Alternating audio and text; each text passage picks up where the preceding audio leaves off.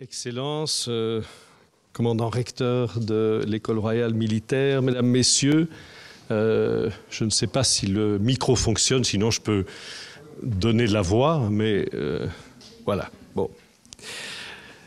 Pour ceux qui connaissent le Palais des Académies, ils savent que la façade qui regarde vers le cœur de Bruxelles est exactement identique à celle qui regarde vers l'Europe. Et donc c'est un palais tout à fait exceptionnel qui est une forme de transitorium et qui est un magnifique symbole de ce que sont, de ce que devraient être les académies. C'est-à-dire ces transitions entre l'international et le local. On regarde d'une part vers l'hôtel de ville de Bruxelles et d'autre part vers un bâtiment un peu plus impressionnant qui est celui du Parlement européen. Et dès lors, il y a une espèce d'accord d'élection avec la France en ce moment, puisque pour la présidence du Conseil de l'Union européenne, il y a en effet un président, un chef d'État local qui s'ouvre à l'international. Et donc, il était normal que nous puissions combiner le 250e anniversaire de cette Académie royale des sciences, des lettres et des beaux-arts de Belgique avec la présidence française du Conseil de l'Union européenne. Et pour cela, nous avons décidé, évidemment, de parler d'Europe. Et de le faire dans deux domaines qui ne sont pas nécessairement les domaines de prédilection de l'Europe. Le premier, nous l'avons déjà fait, c'était en janvier, nous avons parlé de l'Europe de la culture.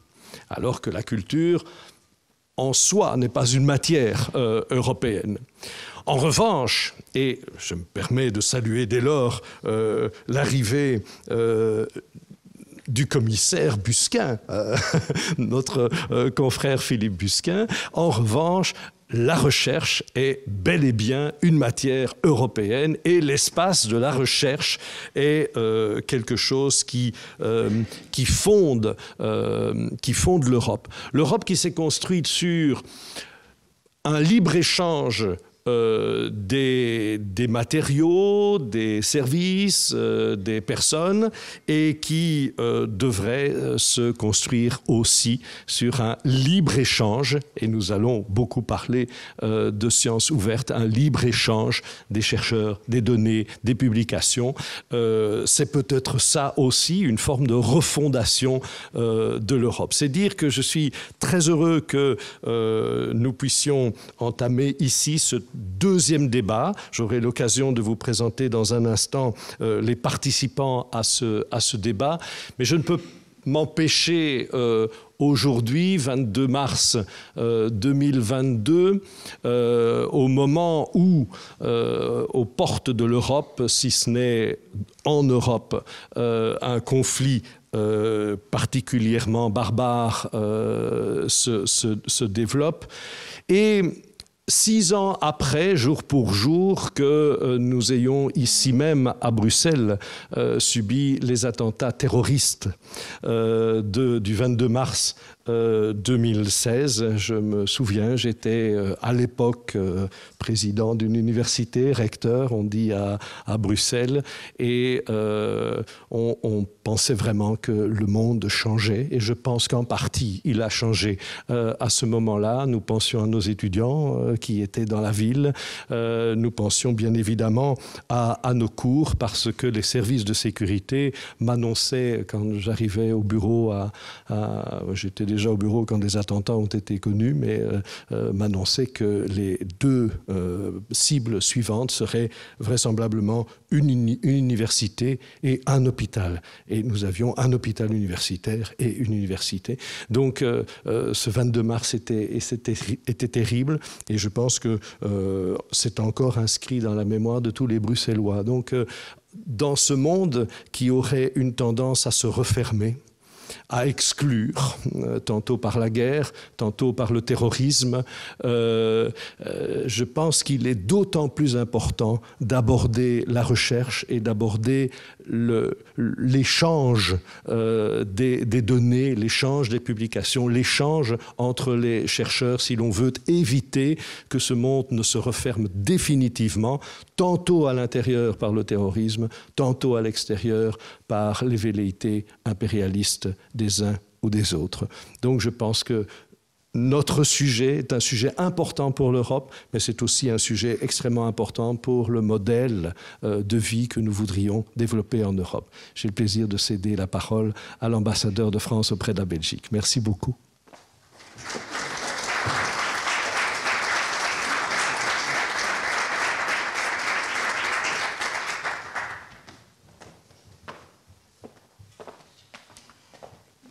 Monsieur le secrétaire perpétuel de l'Académie royale de Belgique, monsieur le commandant recteur, madame la présidente de l'université Paris-Saclay, que j'ai plaisir à saluer, madame la secrétaire générale du Fonds national pour la recherche scientifique, monsieur le coordinateur pour la science ouverte au ministère de la Recherche et de l'Innovation en France, monsieur le directeur général de la recherche et de l'innovation à Solvay.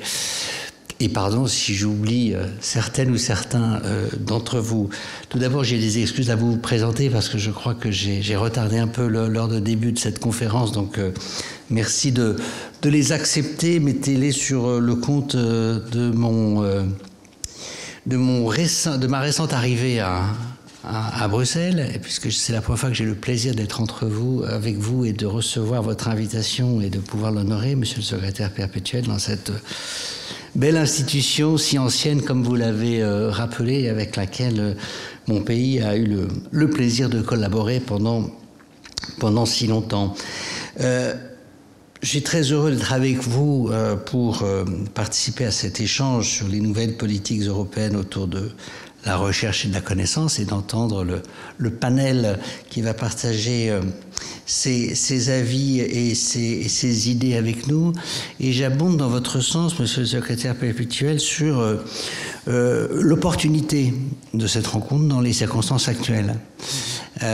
C'est justement parce qu'il y a tant de difficultés dans notre monde, parce qu'il y a tant de barbarie ici ou là, parce qu'il y a tant de violence, que c'est plus que jamais la mission de l'Europe et la mission en particulier de celles et ceux comme vous, mesdames, messieurs, qui faites la vie intellectuelle de notre continent.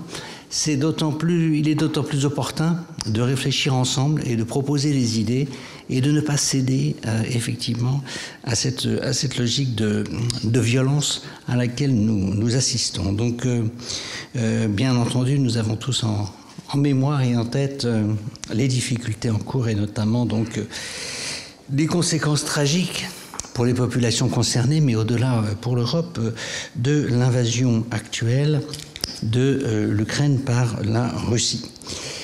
L'Europe de la connaissance est un titre qui renvoie aussi bien à un projet politique de grande ampleur, construire un nouvel espace européen de recherche, encourager la coopération universitaire, offrir un cadre institutionnel à l'échelle de l'Europe, qu'à un horizon éthique plus général. Depuis le début de notre présidence du Conseil de l'Union européenne, en janvier dernier, nous avons fait de la mise en place d'une politique européenne de la recherche et de la connaissance une priorité pour la communauté européenne. Dans le cadre de cette présidence, s'est déroulée il y a quelques jours à peine, le 8 mars, à Marseille, une conférence ministérielle dont l'objectif était de définir une approche globale de la recherche, de l'innovation et de l'enseignement supérieur. Et la déclaration de Marseille, qui a fait suite aux travaux ministériels, souligne clairement que cette coopération internationale en matière de recherche et d'innovation et également, bien sûr, d'enseignement supérieur revêt une expérience géopolitique et stratégique majeure pour l'Union européenne. Nous souvenons de la célèbre formule d'Auguste Comte, « Savoir pour prévoir afin de pouvoir », nous devons envisager cet espace européen en construction comme une composante éminemment stratégique de l'Europe de demain. Au titre de ce nouveau cadre institutionnel, il s'agira également de considérer la science comme un bien commun devant être démocratiquement partagé et surtout accessible à toutes et à tous. Cet espace européen de la connaissance se concrétise aujourd'hui autour de nombreuses actions très concrètes, dont bien entendu celles des universités européennes, lancées par le président de la République en 2017. Elles sont aujourd'hui au nombre de 41, comme vous le savez. Ils rassemblent plus de 280 établissements d'enseignement supérieur issus des 27 États membres de l'Union, mais aussi du Royaume-Uni, de la Serbie, de la Turquie, de l'Islande et de la Norvège. Ces consortia permettront notamment de renforcer la mobilité des chercheurs, des étudiants et des personnels pour contribuer à construire les espaces européens de la recherche et de l'enseignement supérieur. Un autre volet primordial de cette Europe de la connaissance est bien sûr le développement de la science ouverte, qui n'est pas une préoccupation neuve, mais qui est une préoccupation que je crois vous partagez toutes et tous, et qui reste naturellement un chantier permanent. Cette Europe de la connaissance et le développement de la science ouverte représente un enjeu de transparence et de rayonnement pour la recherche, bien sûr, au bénéfice de son accélération et de sa démocratisation. L'appel de Paris présenté lors des Journées européennes de la science ouverte au SEC 2022, les 4 et 5 février dernier, témoigne de l'importance de cette thématique pour la France et pour l'Europe.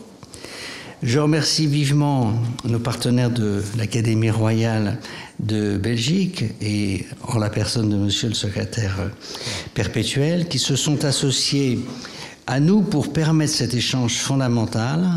Un grand merci à tous les intervenants qui ont accepté de faire vivre ce débat et comme nous sommes habitués à le dire maintenant en présentiel, ce qui est un double plaisir et pour moi en particulier qui s'ajoute à celui de faire votre connaissance. Un grand merci donc à tous les intervenants. J'ai hâte de vous entendre, mesdames et messieurs. Et je souhaite, et je suis certain que de ces discussions émergeront des problématiques, des pistes de réflexion, des opportunités de coopération que nous pourrons faire ensemble fructifier dans les prochains mois. Je vous souhaite à toutes et à toutes et à tous une très bonne conférence. J'ai hâte, comme je le disais tout à l'heure, de vous écouter, de vous entendre et naturellement de vous soutenir dans vos projets puisque c'est le but de cette action que nous menons dans le cadre de la présidence de l'Union européenne. À toutes et à tous, merci beaucoup.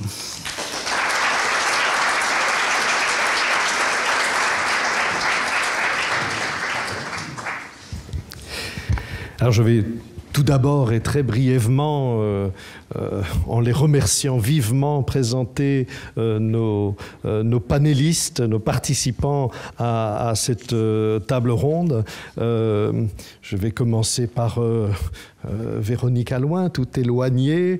Véronique Alloin, que beaucoup d'entre vous connaissent évidemment, secrétaire générale du Fonds national de la recherche scientifique, ingénieur chimiste, qui évidemment, et je peux le dire maintenant puisqu'il vient d'être élu, membre de l'Académie royale de Belgique, qui participe au titre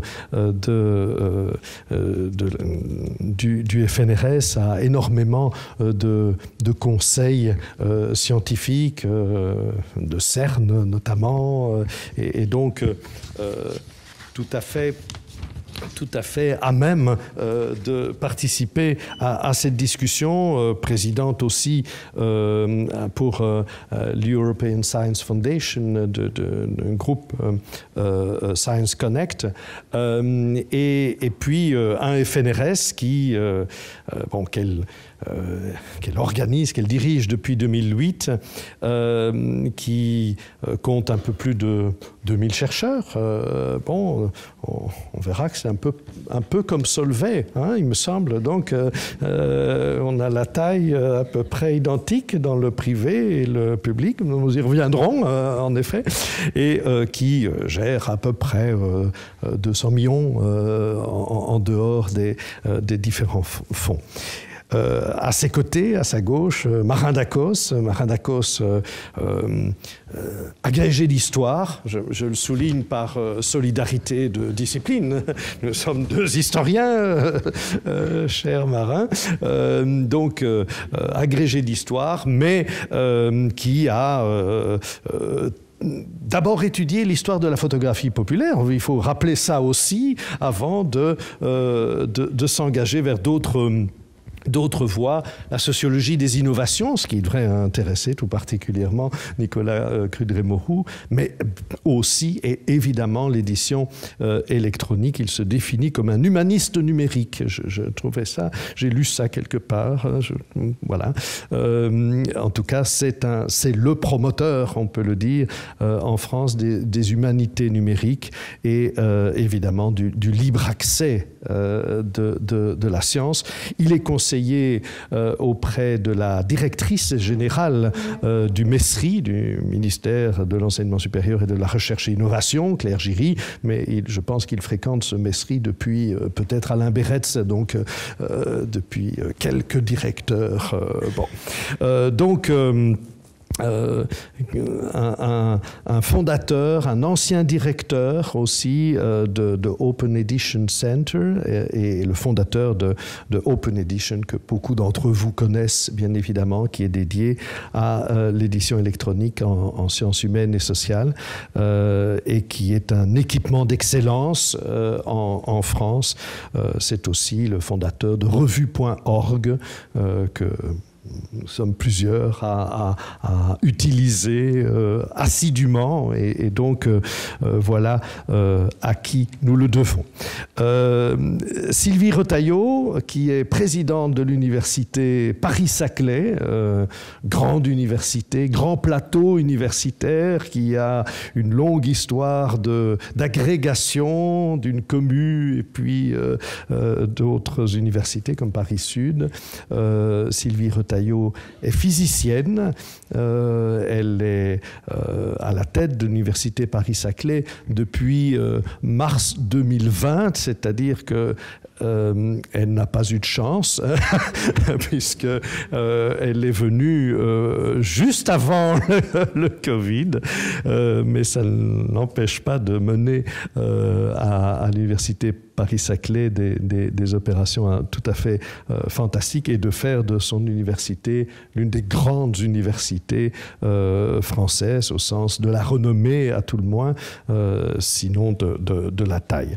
Et puis enfin, Nicolas Crudré-Moreau, qui a aussi fait des études d'ingénieur en sciences des matériaux à l'EPFL, puisque quoique né à Luxembourg, je pense, il est suisse et membre associé de l'Académie royale de Belgique. Il est surtout le directeur du département, de directeur général du département recherche et innovation de Solvay. Il a travaillé avant chez Dupont de Nemours dans différents pays et d'ailleurs c'est un de ses centres d'intérêt, à savoir les aspects culturels et géopolitiques de la recherche et évidemment l'impact sur la société. Il dirige ce département à Solvay depuis 2015 et je faisais la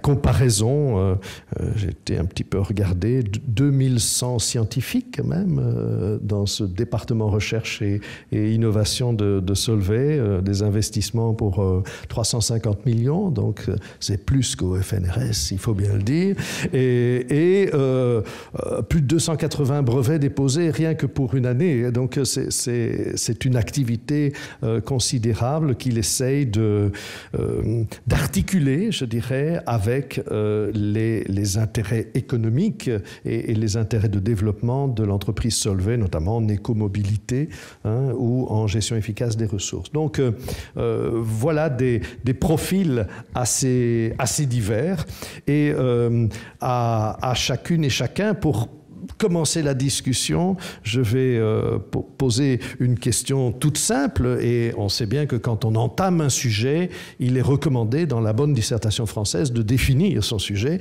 et par paresse, je vais donc demander à chacun d'entre vous de le définir, en commençant peut-être par Véronique.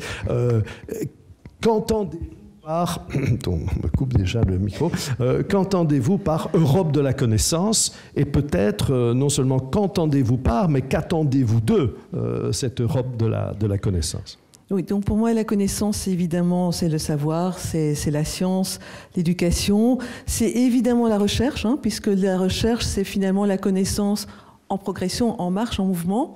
Et ça m'inspire évidemment le contexte européen des programmes cadres de recherche qui se sont succédés et qui ont tous placé la recherche, l'innovation au centre de la stratégie pour essayer de faire de l'Europe l'économie de la connaissance la plus compétitive, préserver les modèles sociaux, les modèles économiques, s'attaquer aux défis sociétaux, aux grands challenges. Donc tout cela, c'est vraiment le cœur du projet. Je crois que c'est très important.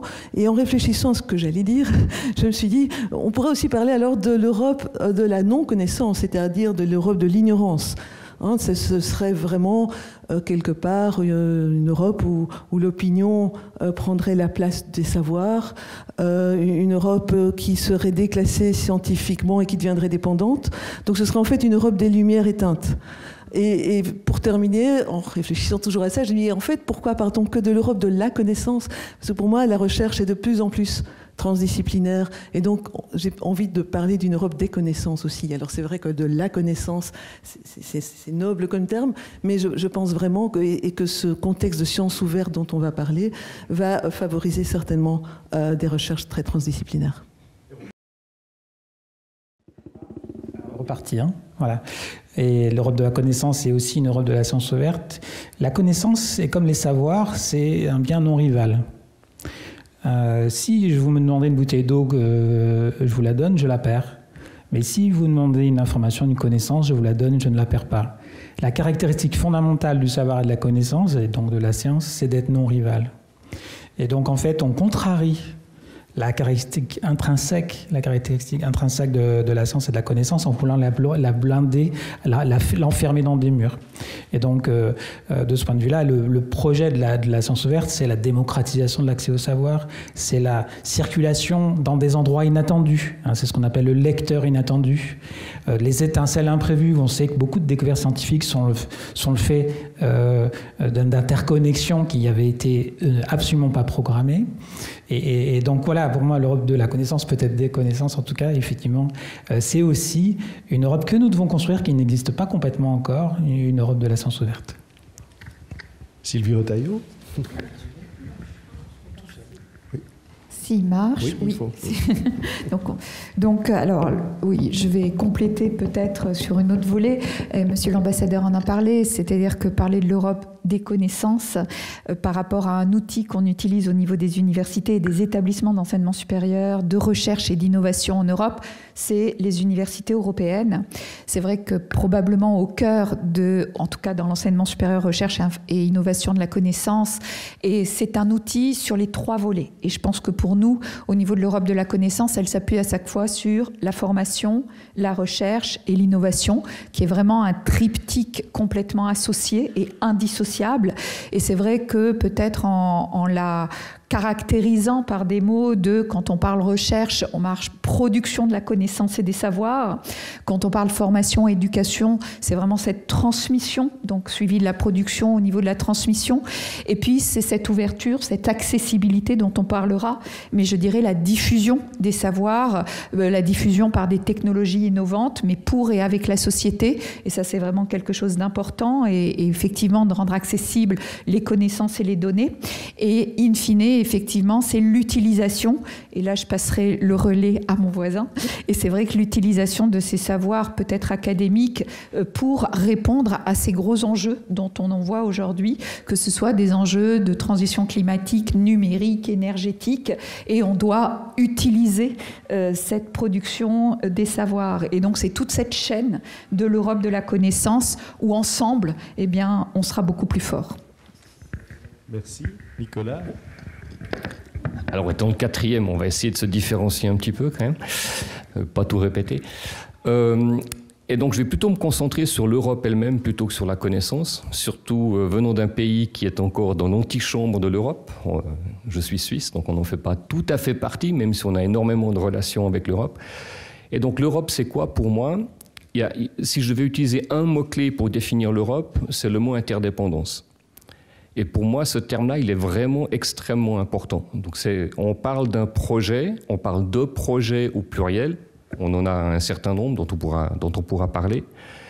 Et c'est la réalisation que ces projets-là ne sont pas possibles, qu'on n'y arrivera pas sans travailler de manière collaborative. Nous sommes vraiment interdépendants et je pense que la connaissance, c'est le domaine où c'est le plus évident, c'est-à-dire la masse critique joue un rôle très important, les échanges jouent un rôle très important, mais je pense qu'il y a un autre élément aussi qu'il faut garder en tête, c'est que ce domaine-là est un domaine où on peut construire une fondation de manière plus facile, où ça devrait en tout cas être plus facile que dans d'autres domaines où chaque pays vont garder leur précaré, vont vouloir protéger une propriété intellectuelle, vont vouloir protéger une différenciation par rapport aux autres. Les chercheurs aiment échanger, les chercheurs aiment progresser ensemble, et je pense qu'au-delà de juste parler du côté échange de données, échange d'informations et accélération de l'innovation, il y a un aspect culturel aussi qui est très important.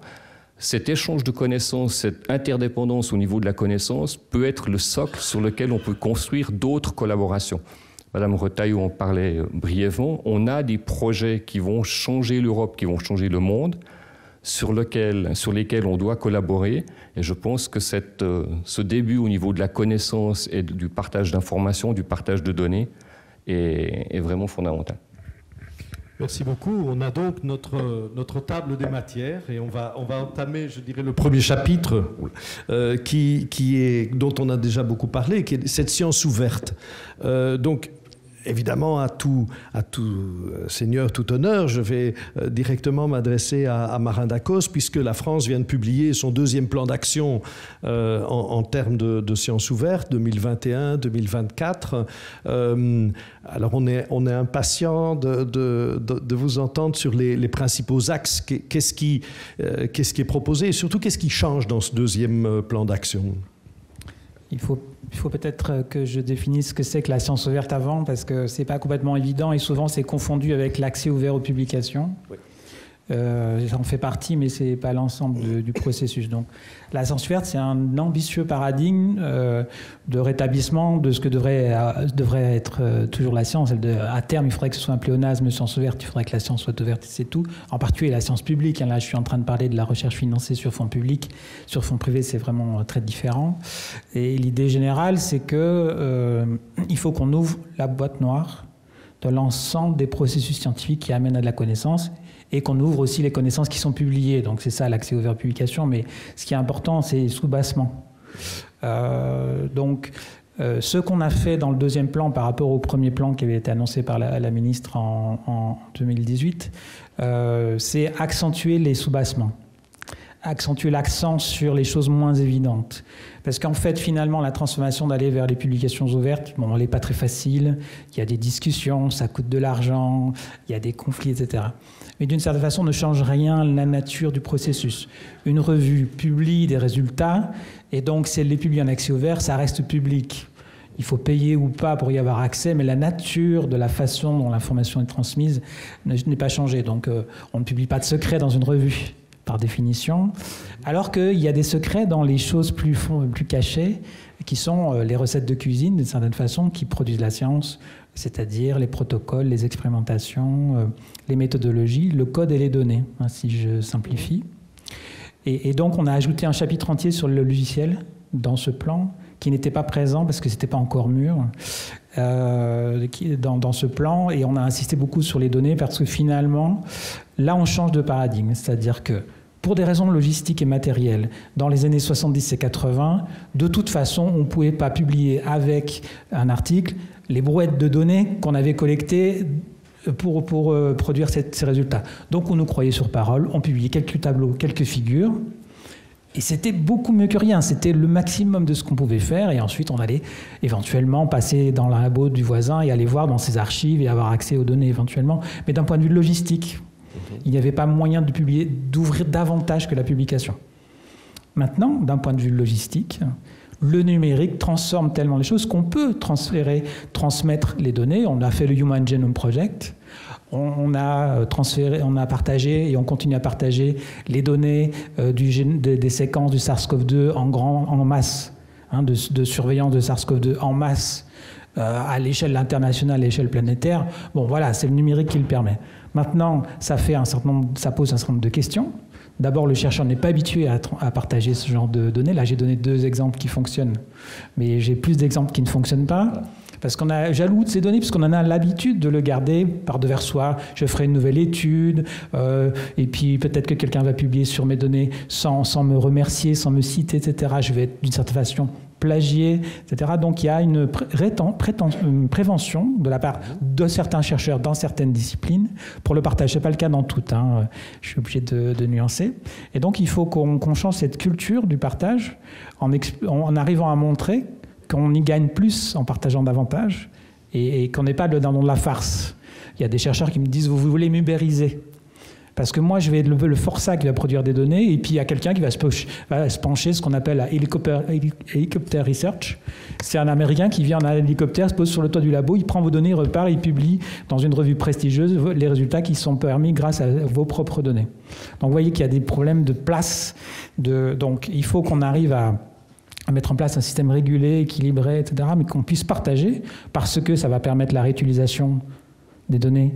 Donc, on va l'utiliser plusieurs fois pour faire plusieurs démonstrations différentes. Donc ça, c'est très heuristique. Ça va permettre des nouvelles découvertes. Ça va permettre aussi plus de reproductibilité. On est dans une crise de la reproductibilité aujourd'hui. Enfin, certains le disent. Un certain nombre de disciplines. On a essayé de reproduire des expérimentations. On n'y arrive pas toujours. On ne sait pas toujours pourquoi. Est-ce que c'est parce que le protocole n'était pas assez décrit? Est-ce qu'il y a... Enfin, voilà. Et il y a aussi une exigence de transparence et d'éthique et d'intégrité qui est de plus en plus forte de la part de la société, et c'est légitime. Donc on a besoin de partager ces données, il n'y a pas de discussion. Maintenant, comment est-ce qu'on fait? C'est compliqué, c'est cher. La difficulté de la donnée, c'est que vous la collectez, alors elle vient d'un instrument d'observation, elle vient d'une enquête de terrain, enfin ça peut être très varié.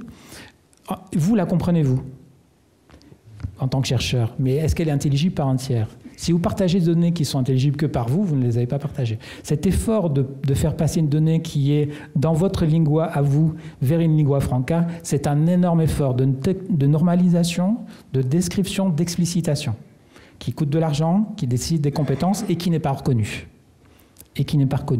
Donc notre travail dans l'appel de Paris sur l'évaluation de la recherche, c'est notamment d'essayer de désormais, et on sait que ce sera long, reconnaître ce type de travail qui est fondamental, absolument fondamental, puisque vous avez compris que c'est sur ça que s'appuie la connaissance des publications. Et on a insisté aussi sur le logiciel, parce que finalement, il y a très peu de données qui ne sont pas traitées. En fait, ça n'existe pas des données pas traitées, elles sont souvent traitées par des scripts, par des macros, par des logiciels.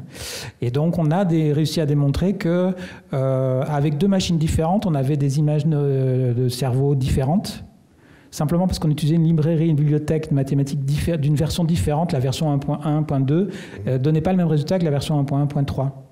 Donc le logiciel transforme le résultat. Et donc il faut absolument qu'on ait accès au logiciel et tous les processus qui ont traité l'ensemble de la donnée. Parfois c'est un pipeline assez compliqué. Alors, je ne suis pas entré dans les détails, je sais que vous nous avez dit qu'il ne fallait pas que je sois trop long. Donc je ne vais pas du coup décrire le plan lui-même.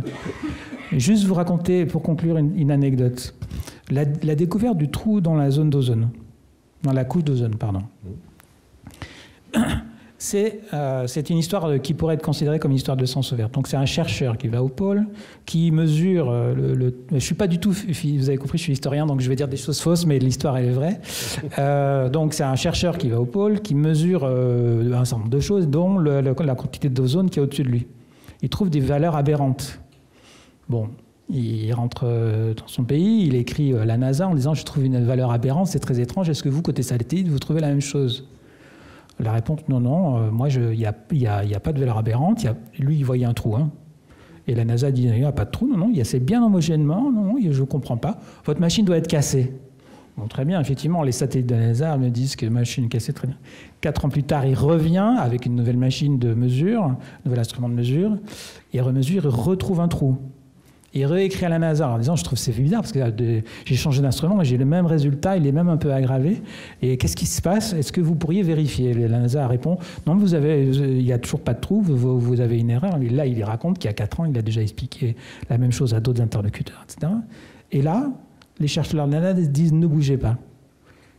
Et ils reviennent sur le logiciel de nettoyage du bruit, parce qu'on nettoie tout le temps du bruit dans des données sociologiques, comme dans des données économiques, dans des données physiques, etc. Et effectivement, on cherche à corriger les aberrations qui sont liées à tout un tas de variations que je ne vais pas détailler ici. Ils ont regardé l'algorithme, et l'algorithme lissait tellement bien qu'il avait caché le trou dans la couche d'ozone. Il avait caché le trou, c'était un chercheur tout seul qui l'a trouvé, la NASA a corrigé, elle a trouvé que ça faisait 10 ans qu'on avait un trou, et on a eu le protocole, etc., qu'on connaît. C'est quoi qui s'est passé là? C'est un, retour à la donnée source. 2, observation critique des processus qui sont les logiciels. Et on passe d'une science qui est ignorante, hein, elle croit qu'il n'y a pas de trou, puis elle découvre qu'il y a un trou, tout ça avec l'esprit critique et la confrontation entre collègues. Pour moi, c'est un magnifique exemple de science ouverte, même si les données n'étaient peut-être pas ouvertes, je n'en sais rien. Mais on voit très bien quels sont les mécanismes qui sont à l'œuvre dans une discipline et pour un enjeu qui n'est pas moindre et qui n'est pas nul. Hein. Et donc on pense qu'on peut faire le même coup, mais sur l'ensemble des disciplines, dans l'ensemble des pays. Voilà. Merci beaucoup. Alors, on l'a bien montré, c'est une question aussi de mentalité. Partager ses données, quand on est un chercheur, c'est partager son trésor parfois. Donc, comment les universités vont faire pour convaincre, pour faire en sorte que cette mentalité s'impose, bien sûr chez les chercheurs, mais peut-être déjà chez les étudiants, parce que ça doit commencer tôt, cet apprentissage. Alors, comme vous parlez des étudiants, je vais commencer par là.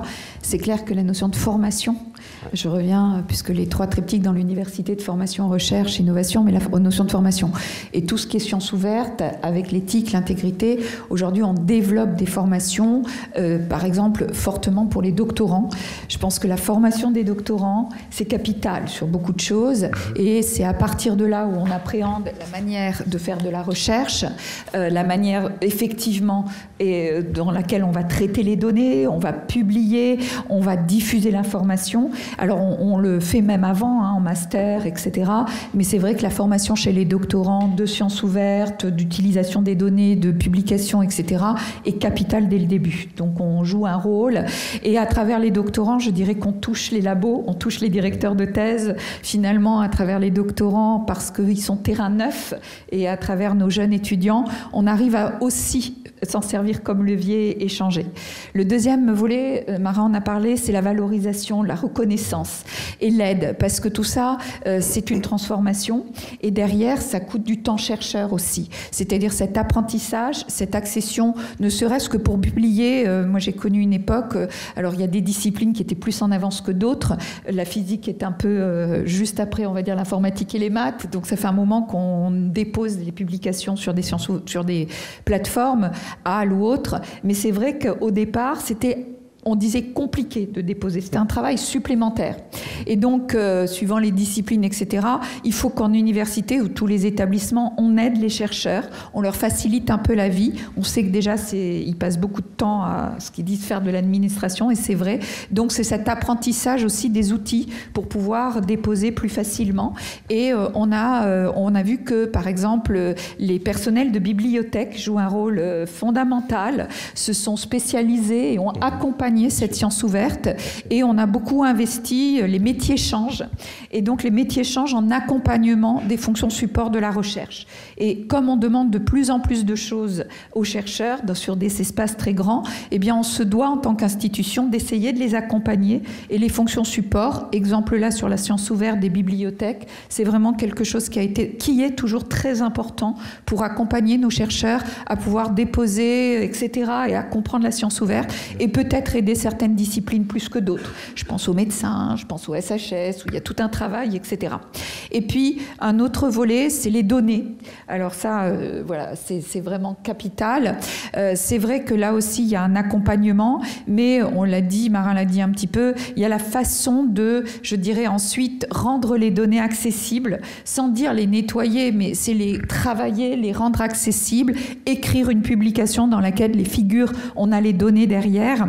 Et là, il y a aussi l'accès non seulement à la reproductibilité dans notre communauté, mais il y a la notion de science avec et pour la société. On est proche finalement de la science participative parce qu'il y a comment on reçoit les données aussi. Hein. C'est un cercle en fait finalement que l'on utilise en recherche et cette accessibilité des données et comment on les rend compréhensibles, reproductibles de façon facile. Et les problèmes de la donnée robuste, propre, de stockage et d'avoir aussi de la même façon des gens qui connaissent, qui aident dans les laboratoires à stocker la donnée. Donc là aussi, je pense qu'il y a un investissement des institutions pour le stockage de la donnée, mais pour aider les chercheurs aussi à pouvoir le faire de façon correcte, le rendre accessible et l'utiliser.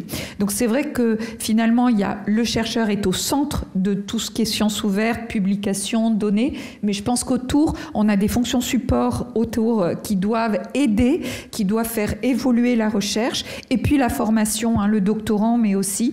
Et puis derrière, il y a toute cette notion d'intégrité scientifique, de savoir aussi l'utiliser et de savoir, ne pas partir. Et je voudrais dire que dans la science ouverte, c'est comme tout. Alors évidemment, on est, nous, en université, et beaucoup d'universités en France, avec le plan très proactif pour essayer de développer, mais il faut faire très très attention de cet accompagnement et de pas d'un coup, parce que c'est un danger pour certaines disciplines, le faire brutalement. C'est-à-dire que voilà, faut pas passer d'un côté à un autre sur cette reconnaissance, sur comment on accompagne, comment on va diversifier les outils de publication de la science. Et cette diversification aussi est très très importante pour accompagner la science ouverte, donc dans l'édition, dans les données. Voilà. Et donc on a vraiment toute la chaîne, un rôle à jouer pour que ça puisse marcher au bout du compte.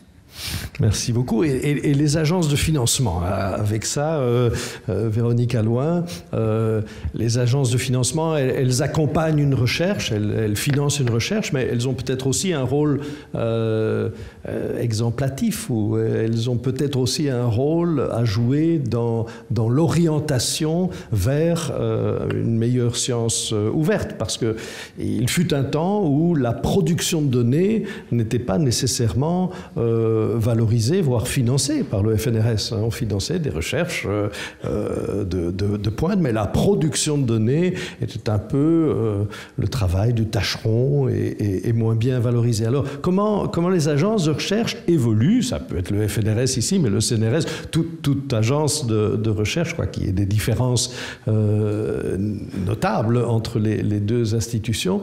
Mais comment on peut faire évoluer les choses et comment ça se fait ici en Belgique?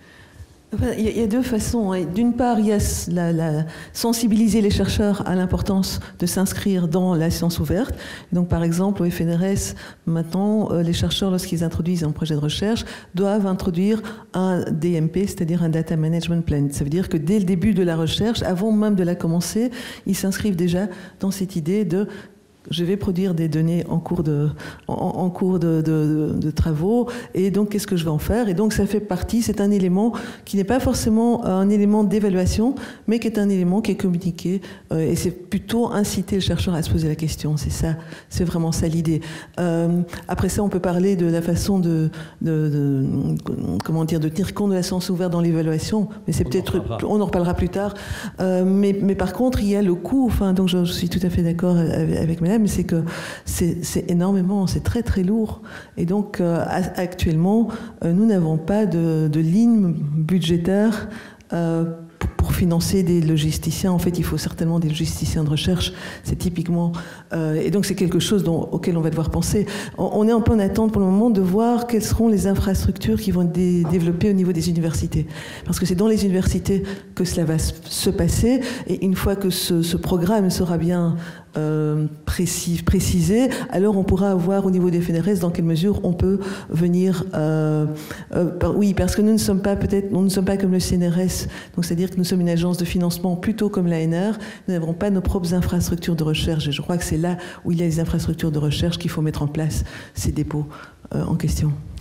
Alors tout ça concerne, on l'a dit, la recherche sur fonds publics, mais la science ouverte devrait aussi concerner, et si j'ai bien entendu les aspirations que Nicolas Kudré-Moreau donnait d'entrée de jeu, devrait aussi concerner le domaine privé, les entreprises. Et pourtant là, le problème est encore bien plus grand. C'est pas seulement une question de culture, c'est une question de modèle économique. Donc comment on règle cette tension entre nécessité d'ouverture, de faire en sorte que ça participe et ça profite au plus grand nombre, et en même temps la survie économique de l'entreprise.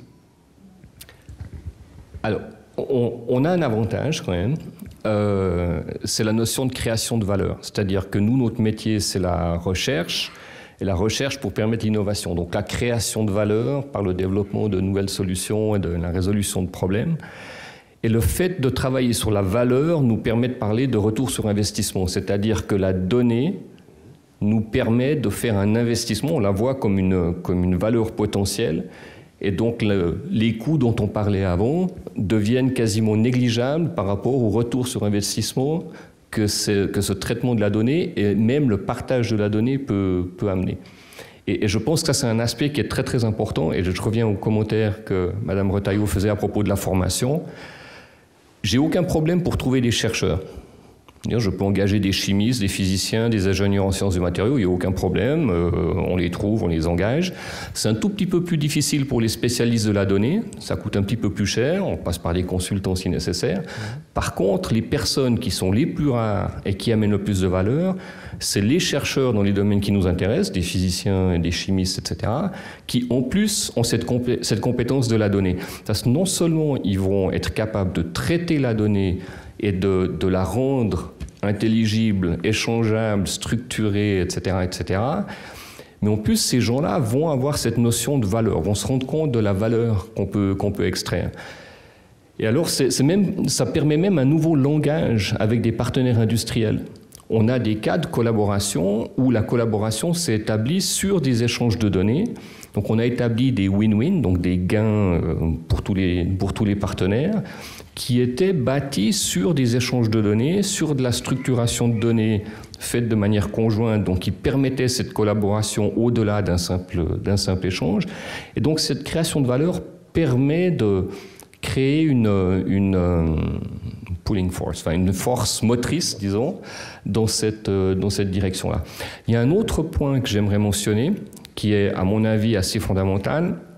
On parle de mise en commun de données pour rendre certaines choses possibles. On parle assez rarement de la notion de vitesse. Donc, quand on parle d'Europe et de projets communs, on parle aussi de compétitivité. Qui dit compétitivité dit gagner ou en tout cas avoir un avantage ou en tout cas pas un désavantage par rapport à d'autres entités. Les États-Unis, la Chine et d'autres par exemple. Et donc cette mise en commun des données, ce travail commun au niveau de la donnée, au niveau de la connaissance, au niveau de l'information, permet non seulement d'atteindre des objectifs qui sont impossibles sans cette collaboration, mais permet aussi de le faire de manière plus rapide par rapport à un modèle sans collaboration. Et je pense que ce point-là, il est aussi très important. On est dans une course, on n'aime pas trop ça. Les scientifiques aiment bien être plutôt calmes et se concentrer sur l'objectif et la perfection de la recherche. Nous, on est dans une course. On peut très bien développer quelque chose d'extraordinaire, mais si on est une année trop tard, ça ne sert quasiment à rien. On sera un MeToo. Et donc cette notion de vitesse en relation avec l'échange de la donnée, pour moi, est un aspect aussi très important. Merci beaucoup. On l'a évoqué tout à l'heure. Au début février, il y a eu cet appel de Paris, qui est un appel à une nouvelle forme d'évaluation, en tout cas un approfondissement de certaines formes d'évaluation. Donc on passe assez naturellement de la science ouverte à la manière d'évaluer l'excellence, la compétence, etc. Alors la question n'est pas ici de savoir si on est pour ou contre l'évaluation, c'est une fausse question, ça s'est toujours fait et on évalue et tout le monde est évalué. La question est sans doute de savoir comment on évalue et pour quel objectif. Alors, je recommencerai par Marandakos. Comment on peut bien articuler une politique de partage des données avec une politique d'évaluation? On a déjà évoqué ce problème-là, mais concrètement, dans cet appel de Paris, quels sont les éléments concrets qu'on demande à mettre en place et qui pourrait peut-être en Belgique nous servir aussi d'inspiration, parce qu'on n'a pas eu d'appel de Bruxelles pour l'instant. Donc... On a profité de la présidence française du Conseil de l'Union pour organiser une conférence sur la science ouverte qui a eu 2200 inscrits. Moi-même, je m'étais dit, bon, à 500, on va être bon. Alors, on a été obligé de passer en ligne à cause du confinement, donc évidemment, ça nous aide à avoir à l'Académie des sciences de Paris. On ne pouvait pas avoir 2200 inscrits, mais là, on a eu vraiment... Et donc là, la première chose, c'est qu'on voit un appétit collectif européen très fort sur cette question. J'étais à d'autres conférences de la présidence française de l'Union européenne, dans lesquelles j'ai animé des tables rondes, on était 80. Et donc ça, c'est le premier point. On s'est dit... Et l'Union européenne s'est dit la même chose que nous, que c'est que le plafond de verre de la science ouverte, c'était les règles du jeu historique. C'est-à-dire, si on vous dit, c'est bien que vous partagiez vos données, c'est bien que vous partagez vos logiciels, c'est bien que vous fassiez un effort qui soit intelligible par un tiers, etc. Et qu'à la fin, on vous compte, on vous mesure au poids de vos publications, et seulement de vos publications, et au poids en plus, il y a une sorte de dissonance cognitive. Et donc, on est face à une vraie difficulté où les chercheurs nous disent, bon, vous êtes gentils, vous avez des rêves sympathiques, vous avez peut-être même un petit peu fumé quelque chose, un petit produit stupéfiant, mais moi, je ne suis évalué que sur mes publications et je ne me préoccupe que de mes publications. Et vous savez, en dessous de l'iceberg, c'est crasseux, en fait. Au-dessus, c'est bien propre, et en dessous, la partie la plus importante, elle est crasseuse. Pourquoi ? Parce qu'on n'a pas d'intérêt à la rendre propre.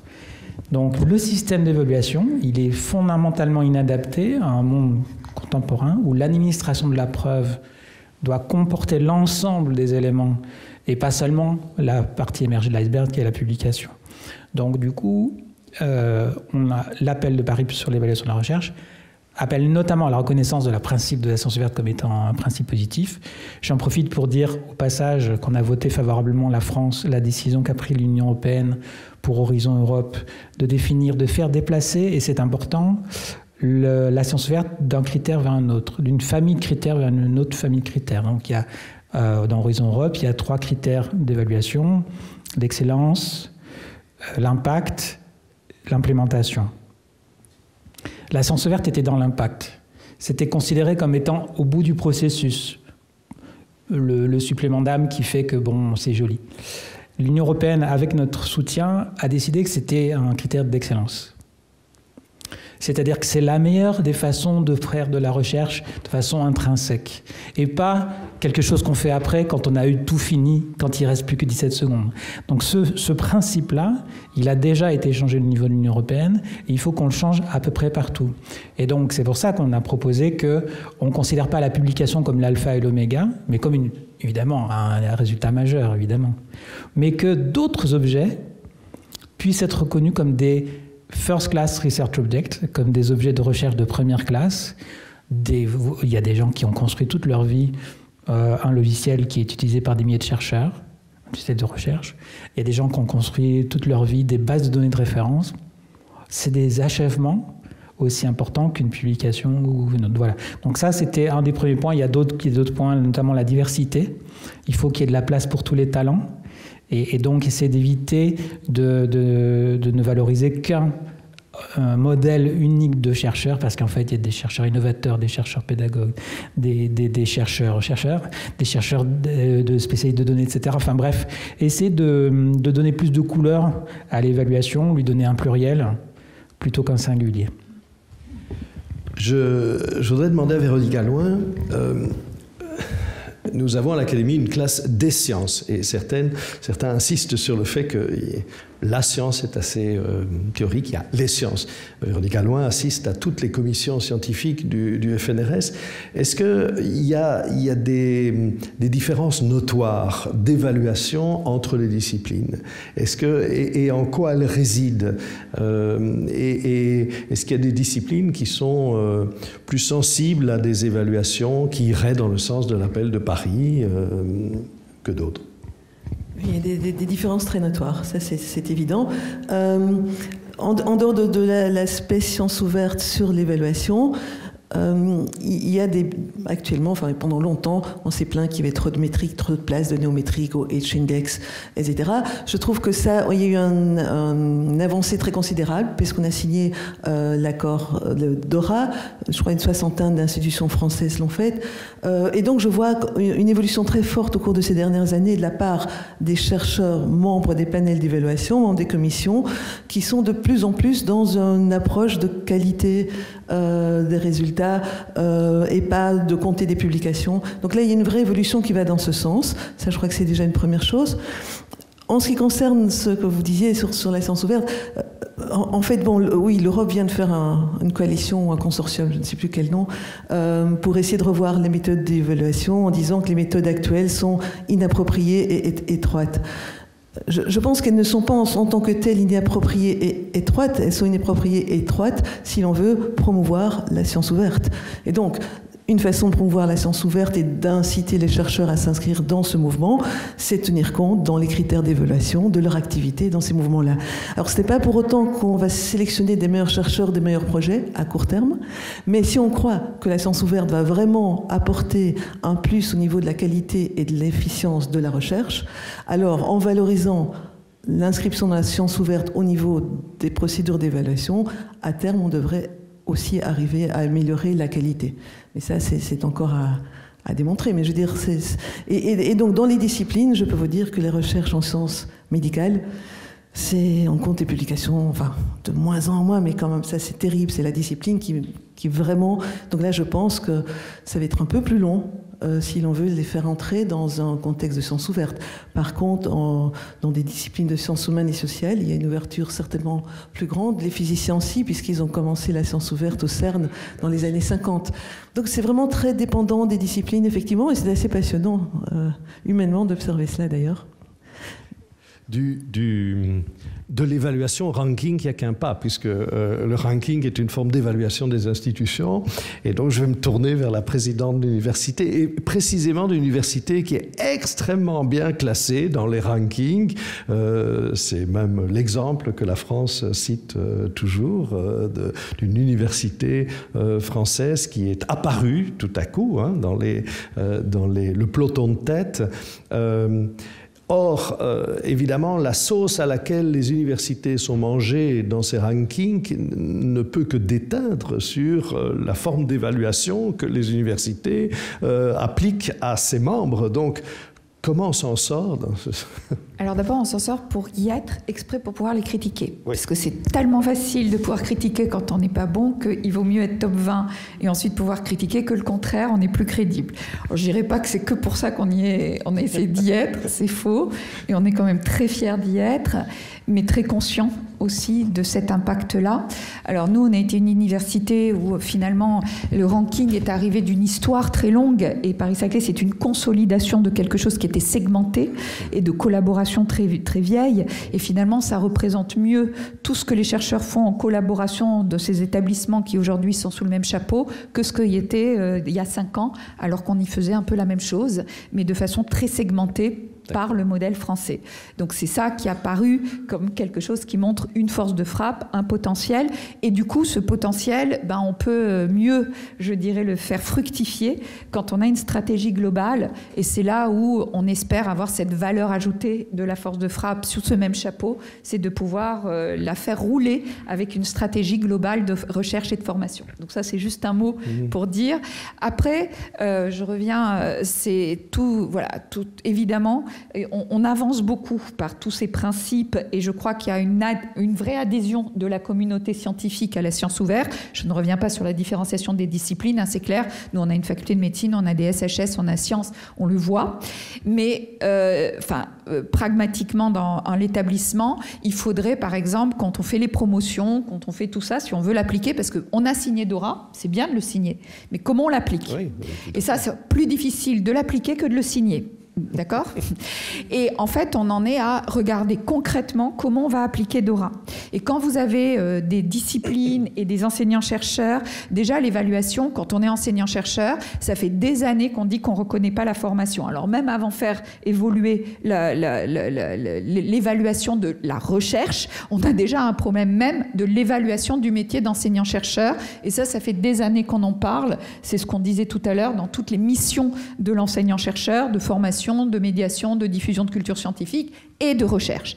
Et sur le volet de la recherche, effectivement, on regarde depuis des années, moi quand j'ai passé ma thèse, quand on avait déjà un très bel article bien long qui expliquait dans une revue avec des congrès, eh bien on était considéré déjà comme un bon dossier.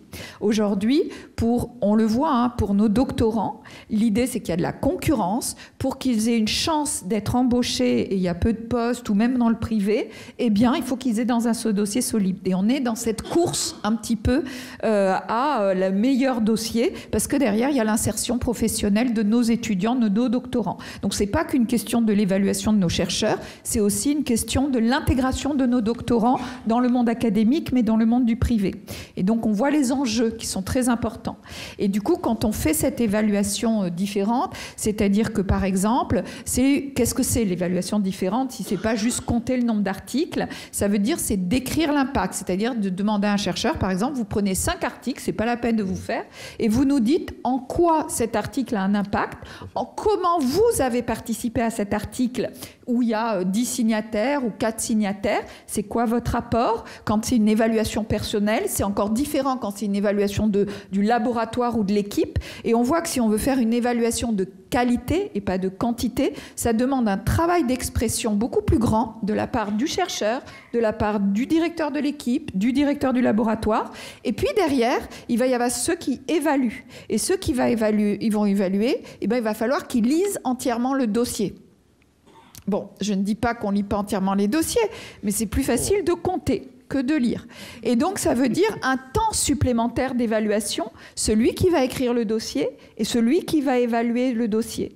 Et on voit que tout de suite, eh ben, on est encore dans un système d'organisation, de temps à consacrer, parce que ce sont les experts, chercheurs, les collègues, on a des évaluations par les pairs, et ça, c'est important. Et je pense que c'est tout un système qu'on doit revoir de comment on écrit un dossier, comment on va l'écrire sur des choses précises pour les mettre en valeur, quitte à aussi, pourquoi pas, mettre en valeur une publication qui n'a pas été publiée ou un résultat faux. Une manip qui n'a pas donné négatif, c'est-à-dire qui n'a pas donné quelque chose sur lequel on a l'impression d'avoir le résultat dit positif. Et on sait bien que la science avance aussi avec des résultats dits négatifs. Eh bien, le jour où on sera capable de valoriser dans un dossier le process, la méthodologie, la réflexion qui aura montré qu'un résultat négatif, ça fait avancer la science, je crois qu'à ce moment-là, on aura abouti à faire un dossier d'évaluation, mais à ce moment-là, il faudra aussi comprendre, le lire, et on voit qu'on a un niveau d'expertise et d'évaluation par les pairs qui est complètement différent que ce que l'on a aujourd'hui par l'évaluation individuelle, du laboratoire et de l'établissement. Et ça, je peux vous dire qu'on n'y est pas encore, même si on a avancé, qu'on y travaille beaucoup. Oui, absolument. J'avais dit que vous deviez vous interrompre. Du coup, je vais le faire. 50% des essais cliniques sur le cancer en Europe ne donnent lieu à aucune publication. Donc, ça veut dire qu'il y a 50% des essais cliniques. Ça veut dire qu'on a manipulé le corps d'un patient. Un essai clinique, c'est pas rien du tout. La moitié, on leur a donné un placebo ou le traitement normal, l'autre moitié, on leur a donné la pilule bleue. 50% de ces essais n'ont donné lieu à aucune publication. Et le résultat, ça c'est le résultat européen, mais on a fait le calcul en France, c'est pas jojo non plus. Il y a une propension à publier que les résultats positifs parce qu'il y a une culture du résultat positif dans l'édition. Ce qui fait que quand vous faites... En fait, sur quoi sont basées les décisions médicales, les politiques de santé publique? Sur les méta-analyses. Les méta-analyses sont les synthèses de toutes les études sur un même sujet qui ont eu lieu dans les 5 ou 10 dernières années.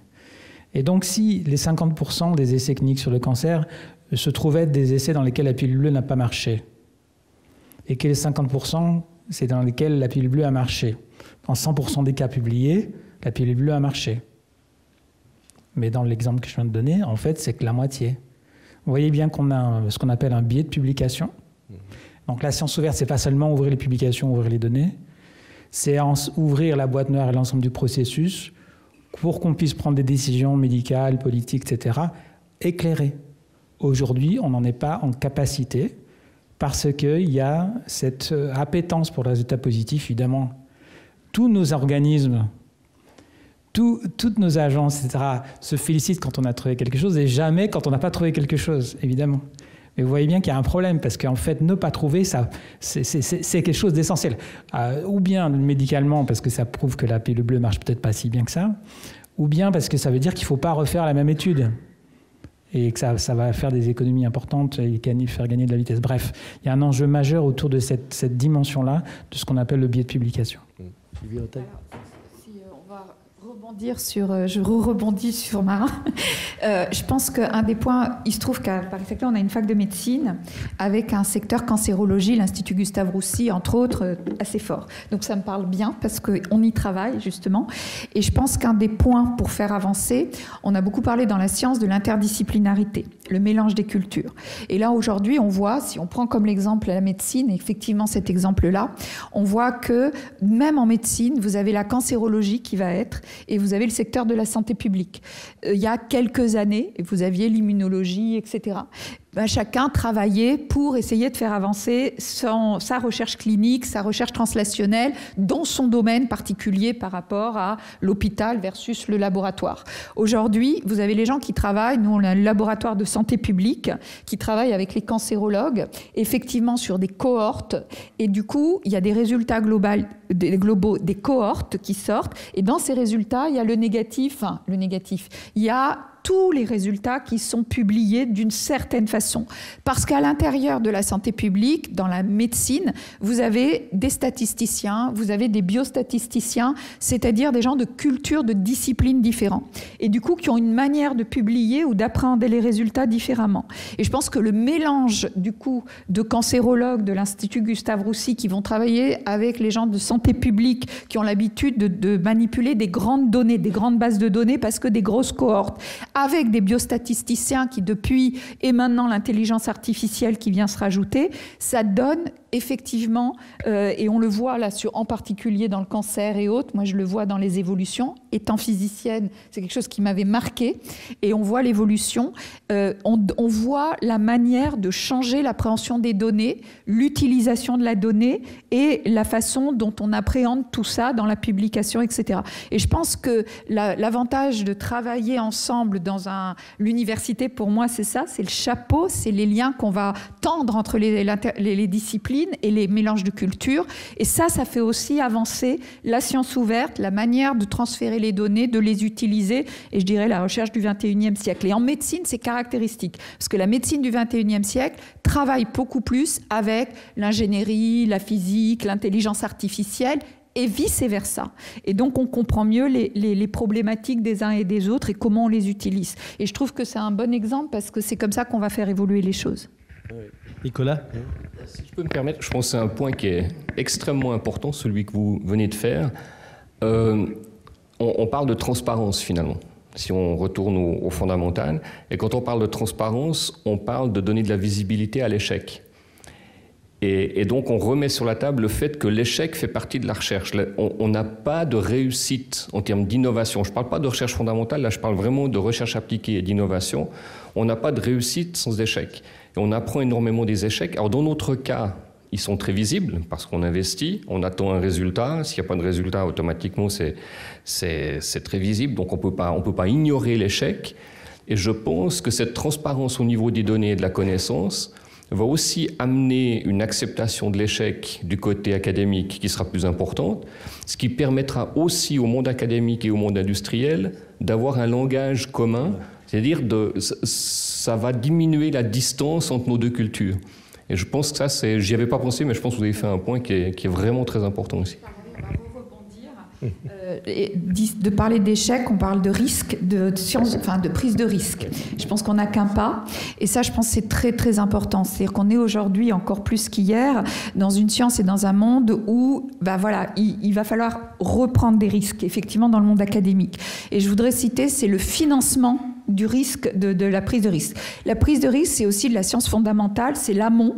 Et si nous, académiques, on ne le fait pas, c'est normal. C'est pas la recherche R&D qui vont le faire, parce que derrière, il y a un côté de rentabilité qui est totalement normal, alors que nous, on a ça dans nos missions. Et pour autant, il faut financer cette prise de risque. Et cet financement de prise de risque, c'est pour ça que la recherche fondamentale, n'oublions pas toute la chaîne, parce que ça prépare pas d'innovation sans recherche fondamentale et sans prise de risque.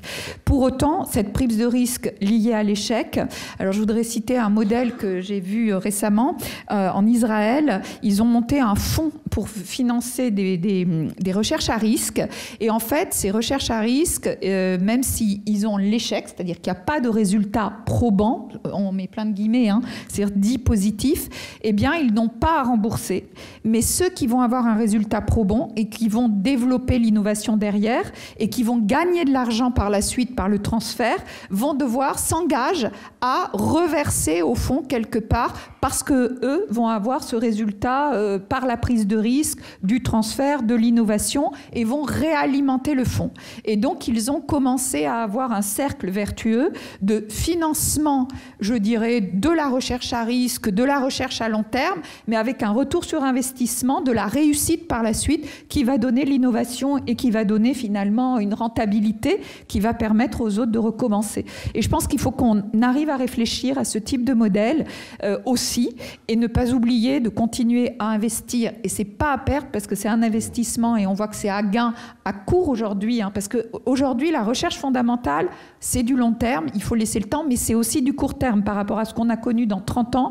Moi, je fais de la nanoélectronique, je fais des nanotechnologies. Je peux vous dire qu'avant, il y avait le principe sur papier, la théorie, et puis ensuite, on essayait de faire la réalisation en technologie, réduire les dimensions, etc. Depuis plusieurs années, on arrive à faire la technologie avant même d'avoir compris le principe, et on court derrière la compréhension fondamentale, parfois la technologie allant très vite. Donc on ne peut plus séparer les deux, et quelque part ça va très vite aussi en recherche fondamentale, comme ça peut prendre du temps et aboutir dans des années d'après. Donc ce système-là, il est beaucoup plus complexe, beaucoup plus riche, mais la notion de risque, elle doit être compatible, et on doit la rendre compatible avec la notion de temps. Et je pense que c'est important.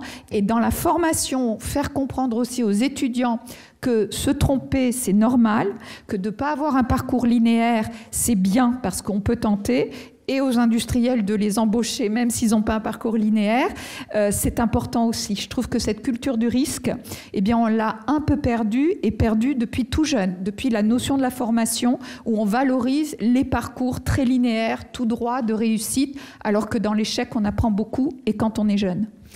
Et là, c'est peut-être un modèle européen, parce que c'est un peu différent dans le monde anglo-saxon. Le financement de la recherche à risque est dans le plan stratégique du FNRS. Alors, est-ce qu'on en est... Oui, voilà. Oui, voilà, très bien.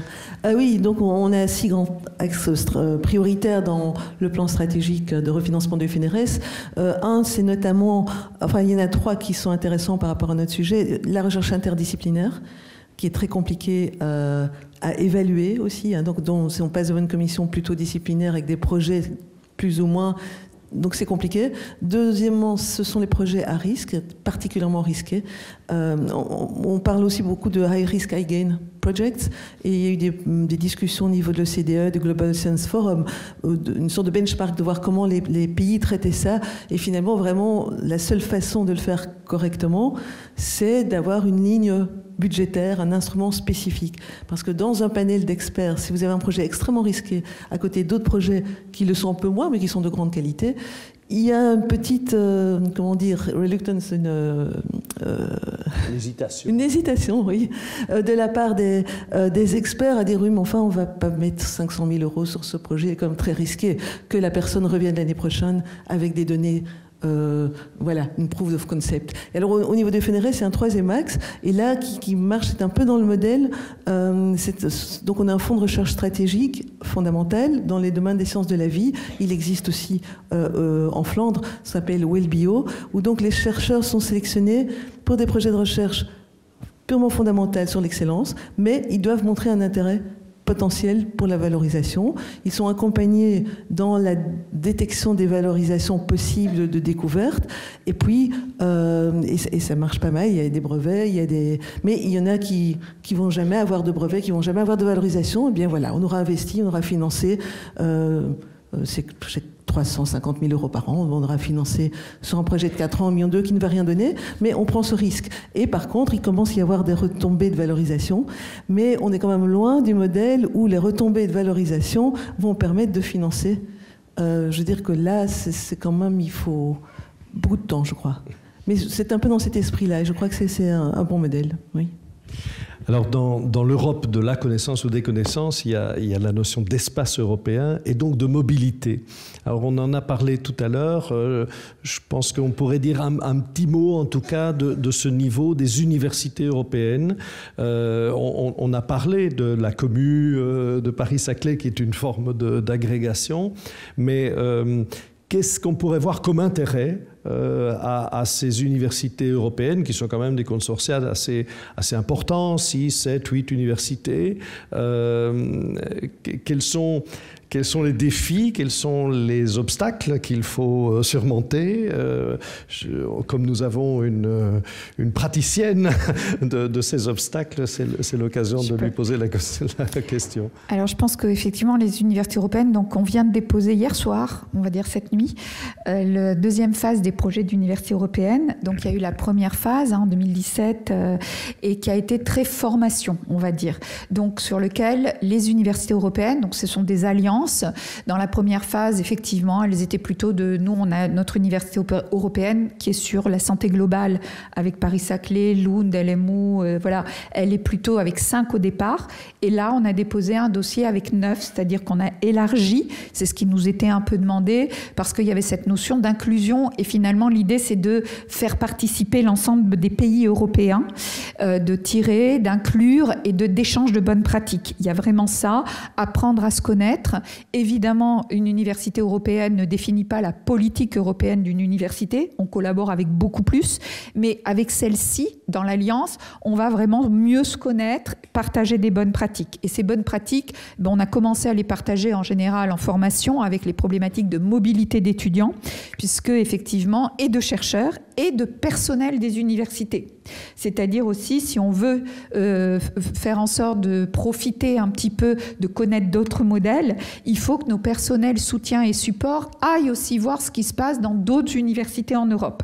Donc c'est vraiment les trois, les chercheurs, mais ça, ils ont l'habitude, les enseignants-chercheurs, les étudiants. C'est important aujourd'hui qu'un étudiant aille partout en Europe. Et dans les universités, comme on a beaucoup d'étudiants, le taux de mobilité n'est pas si fort que ça. Et du coup, on développe de la mobilité présentielle entre nous, entre ces alliances, mais aussi de la mobilité virtuelle. Alors évidemment, c'est moins bien que la mobilité présentielle, ça ne remplace pas, mais ça nous permet, et c'est vrai qu'avec la Covid et tous les développements du numérique, ça nous a fait faire un bond. Et à des étudiants qui n'auraient jamais l'occasion, pour des problèmes financiers, pour des problèmes divers, d'aller faire des cursus ou des stages dans d'autres pays, eh bien, de se connecter avec des étudiants d'autres universités ou d'avoir des cours virtuels avec des enseignants d'autres universités européennes et donc de leur donner cette ouverture. Et comme on se connaît mieux, donc on a commencé à développer aussi des bonnes pratiques sur les infrastructures de recherche, par exemple.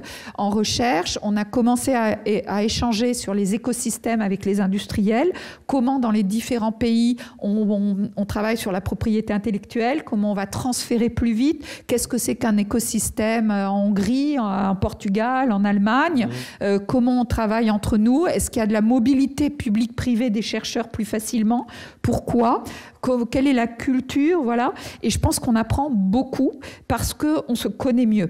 Et c'est ça le côté des alliances, c'est ce partage des valeurs européennes, de faire un étudiant européen. On travaille aussi, par exemple, sur le développement soutenable, comment on partage les pratiques de développement soutenable. Et c'est vrai que quand vous êtes avec des pays nordiques ou avec des pays latins ou avec la France, ben vous voyez que c'est différent et ça donne beaucoup de possibilités. Et donc ces alliances, c'est un peu l'accessibilité de la connaissance et de la culture diverse. Et la mobilité était au cœur. Et la mobilité de tout le monde au niveau des universités.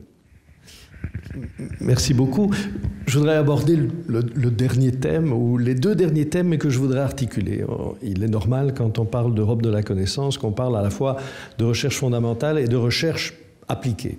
Alors l'idée n'est pas ici de les opposer, ce serait plutôt de vous entendre sur le type d'articulation qu'il faudrait développer entre recherche fondamentale et recherche appliquée pour que ce ne soit pas deux directions opposées, deux types de financement bien différenciés avec, il faut quand même bien le dire, toujours un parent pauvre qui est celui de la recherche dite fondamentale. Donc est-ce qu'une manière de développer la recherche fondamentale, c'est pas de mieux l'articuler à la recherche appliquée, mais pourtant sans gommer un certain nombre de disciplines qui pourraient apparaître comme non directement rentables. Un modèle économiste risquerait de n'axer la recherche, l'articulation entre recherche fondamentale et recherche appliquée que sur certaines disciplines, laissant les autres sur le bord du chemin. Alors, peut-être je vais commencer par Nicolas, qui est au cœur de ses préoccupations. Voilà, comment on articule mieux autrement que simplement par des accords avec les universités, ou parfois les universités se font un peu avoir, Nicolas. Alors plusieurs points, enfin, je vais continuer à propos de la mobilité. On parle de mobilité entre les universités, il y a aussi la mobilité publique-privée, aller-retour. Alors quand je suis arrivé chez Solvay, on m'a parlé des unités mixtes du CNRS. La première réaction, ça a été « oulala, ça sent l'usine à gaz », quelque chose d'hyper compliqué, et en fait, c'est un truc absolument génial. Donc une unité mixte du CNRS, et on en a 3 chez Solvay, c'est donc un centre de recherche qui appartient à Solvay, avec des chercheurs de Solvay, dans lequel des chercheurs du CNRS travaillent également. Et donc, ils font de la recherche fondamentale. Alors ça, c'est très important, donc on les protège, et on ne veut surtout pas qu'ils soient phagocytés par l'organisation de Solvay et qu'ils commencent à faire de la recherche appliquée, ça c'est notre travail. Ils font de la recherche fondamentale, mais qui est en relation avec le thème de ce centre de recherche. Comme chercheurs du CNRS, on met en place ce qu'il faut pour protéger la confidentialité, il n'y a pas de problème avec ça. Et c'est vraiment absolument extraordinaire. Je veux dire, cette interface, le jour où cette interface fonctionne vraiment, c'est là qu'on voit que, en fait, c'est même une erreur de parler de recherche fondamentale et recherche appliquée. C'est un continuum, et il faut vraiment le voir comme ça. Et donc, encourager des allers-retours, avoir des gens qui ont été travaillés dans les deux domaines et qui ont fait l'aller-retour, même plusieurs fois, ces gens-là ont des capacités d'établir des connexions. Finalement, les grandes innovations, c'est quoi? C'est rarement une personne qui a une idée géniale et ça marche du premier coup. C'est des connexions, c'est des combinaisons de compétences, c'est des combinaisons de domaines. Et donc, ces gens-là, ces intégrateurs, si on veut, sont extraordinairement précieux. Et donc, mobilité, que ce soit entre les universités, entre les entreprises ou entre le privé et le public, c'est clair. On a fait un voyage en Californie. On était avec le comité exécutif de Solvay. On a fait comme beaucoup d'entreprises. On a été passer une semaine en Californie. On a interviewé un certain nombre de personnes. Et donc le but, c'était de comprendre qu'est-ce qui est si spécial à propos de la Silicon Valley, la Californie en général. Et finalement, on a un prof, je crois que c'était à Berkeley, qui a résumé l'histoire. On a dit, bon, le climat, ça aide, oui, très bien. Les bonnes universités, oui, ça aide. Mais finalement, le point clé, c'est la mobilité. C'est-à-dire, si vous regardez les startups qui ont réussi dans la Silicon Valley, que ce soit dans le domaine du digital ou dans des domaines plus, disons, sciences dures, ces gens-là ont toujours bougé. Et donc, ils se piquent les gens les uns les autres. Et cette mobilité permet de faire ces connexions qui accélèrent l'innovation. Et je pense que c'est un domaine sur lequel on doit travailler en Europe. C'est vraiment important. Et donc pour moi, c'est absolument clair. J'ai beau être du côté industriel, et oui, j'aime bien quand les budgets vont plutôt vers le CIR et nous aident à réduire nos coûts de recherche en France, donc ça c'est très bien, mais surtout pas aux dépens de la recherche fondamentale. Je suis le premier à voter en faveur d'augmenter les budgets de la recherche fondamentale, et il y a un point, après j'arrêterai, qui est très important, c'est que ça n'est pas une dépense, c'est un investissement. L'échelle de temps est différente. Et dernier point sur le risque, parler de risque au niveau des projets, on se tire une balle dans le pied. J'ai des projets dans mon portfolio chez Solvay qui ont une probabilité de succès inférieure à 10%. Et régulièrement, j'ai notre CFO qui me dit « Oh non, mais attends, quand même, 10% de probabilité de succès, là, tu es en train de gaspiller l'argent de la compagnie. » On n'a pas un projet avec une probabilité de 10%. On a 20 projets avec une probabilité de 10%. Et sur ces 20, il y en a 2 ou 3 qui vont réussir. OK, d'accord, ça suffit. Et donc, on doit parler de portfolio. Ça, je pense que c'est très important. Il faut arrêter de parler de projet, il faut parler de portfolio. Et le dernier point, je pense que la recherche fondamentale doit améliorer son marketing. Je sais que c'est presque une obscénité de parler de marketing à des gens qui font de la recherche fondamentale. On doit vendre au public, on doit vendre aux contribuables le pourquoi de la recherche fondamentale. Vous n'avez pas d'innovation sans recherche appliquée et vous n'avez pas de recherche appliquée sans recherche fondamentale. Point. Vous pouvez l'avoir pendant quelques années, mais si on réfléchit en décennies, on oublie. Et je pense que ce point-là doit être beaucoup mieux expliqué à la population, beaucoup mieux vendu à la population, encore une fois, un terme qu'on n'aime pas trop dans la recherche fondamentale, mais je pense que c'est clé. Véronique Allouin, ça s'adresse au FNRS, ça, comme remarque. En ce qui concerne la vente de la recherche fondamentale, mais très récemment, au moment de la discussion sur le programme cadre Horizon Europe, le Conseil européen de la recherche s'est vraiment mobilisé très fortement pour vendre auprès du grand public et des politiques les retombées très concrètes des projets financés par le Conseil européen, et qui est une recherche fondamentale vraiment aux frontières de la connaissance. Et donc, effectivement, vous avez raison, et c'est quelque chose qui se fait de plus en plus, je pense. Par contre, articuler, ça veut dire quoi, articuler la recherche fondamentale, parce que les gens se parlent très bien, mais qu'il y ait un mécanisme de financement qui englobe les deux, ça c'est beaucoup moins bien. Parce qu'en fait, les critères d'évaluation sont très différents.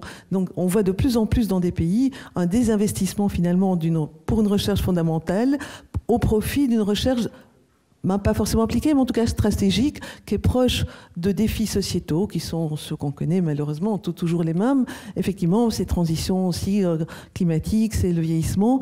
Et donc, quand on va évaluer, sélectionner des projets à financer dans ce contexte-là, il y aura un critère d'impact. Et l'impact, c'est forcément souvent à court ou moyen terme, puisqu'on est dans le temps du politique, qui n'est pas dans le temps de la recherche fondamentale. Et donc là, je trouve que c'est extrêmement dangereux de vouloir articuler au niveau de la gouvernance, et je ne crois pas que c'est ça qui apportera plus d'argent. Alors actuellement, en Europe, je dirais que dans le programme européen, c'est 25% du budget qui est consacré à l'ERC et au Marie Curie, donc à la recherche fondamentale, le reste étant fortement pour la recherche plus stratégique. Et je crois, comme disait le secrétaire perpétuel, il y a de la place pour tous les types de recherche. Et chacune est respectable, chacune a son utilité, simplement il faut essayer d'avoir un certain équilibre dans le financement de l'une et l'autre. Et je ne suis pas tout à fait d'accord quand on parle de continuum de recherche. Je sais que je suis pas tout à fait d'accord parce que je trouve que c'est s'inscrire finalement dans le modèle de l'innovation, dans un modèle linéaire d'innovation. On commence par une recherche fondamentale, puis on passe à une recherche plus appliquée, au prototype, au développement, à la commercialisation, au marketing. Et en réalité, un processus d'innovation peut être beaucoup plus complexe avec des retours il peut être généré finalement par une application, avec un retour et une recherche plus fondamentale, il y a des feedback loops, etc. Donc je crois que ça peut, il y a pas mal de modèles d'innovation possibles, mais et parfois un même chercheur va être dans un moment dans une recherche fondamentale et puis il va s'inscrire dans un autre type de recherche. Donc je crois qu'il y a de la place pour des modèles variés. Alors juste pour clarifier, pour moi la vraie recherche fondamentale, elle est mue par une seule chose, c'est la curiosité humaine. On est d'accord. C'est tout. Et donc, automatiquement, le côté linéaire, on oublie. Je vois plutôt ça comme un nuage qui crée un bouillon de culture qui permet d'établir les connexions dont on parlait. On est tout à fait d'accord. On est d'accord, tout à fait. Mais en fait, le problème, c'est que c'est difficile d'évaluer les impacts de la recherche fondamentale. Or, un politique veut voir des indicateurs d'impact. Et donc, il y a des impacts, évidemment, mais ça peut être à court, moyen, long terme. Et même, on ne retrouve pas toujours l'impact. On doit remonter à des dizaines d'années.